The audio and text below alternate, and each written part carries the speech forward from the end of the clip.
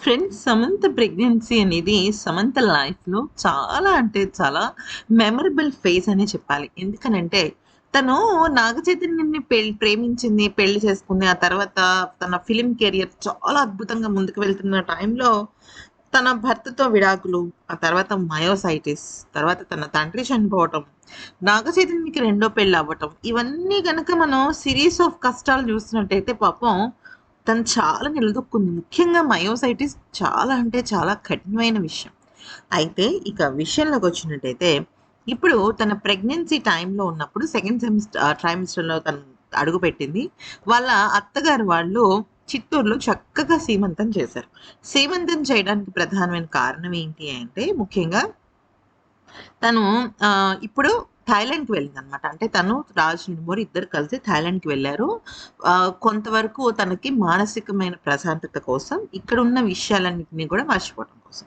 ఎందుకంటే తను మయోసైటిస్‌తో పోరాడుతూనే తను ఇప్పుడు బేబీకి జన్మనివ్వాలి.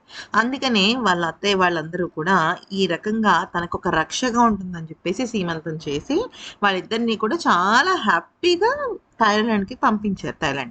అయితే ఈ నేపథ్యంలో మనం చూసినట్టయితే 'రాజ్ నిడుమూరు' సమంత మ్యారేజ్ అయినప్పటి నుంచి కూడా రాజ్ మొదటి భార్య అయిన శ్యామిలి ఇండైరెక్ట్‌గా అంటే పరోక్షంగా కొన్ని రకాల కామెంట్స్ పెడుతుందనమాట ఆమ.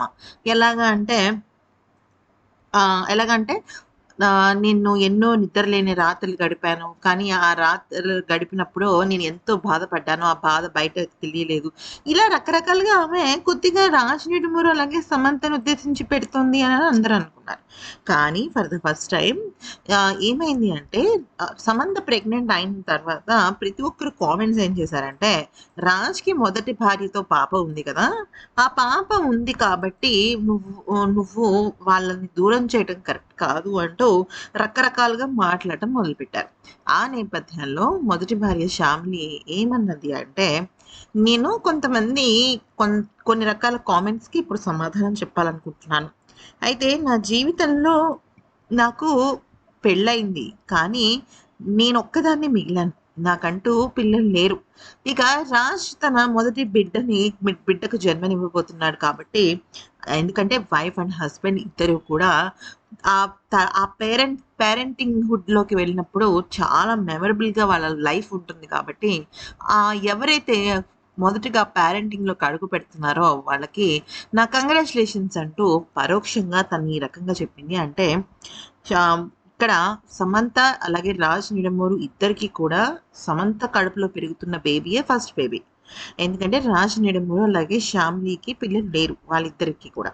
అయితే కొన్ని రకాల ఫోటోలు వైరల్ అయ్యాయి. కానీ అది రాజ్ వాళ్ళ పాప కాదు.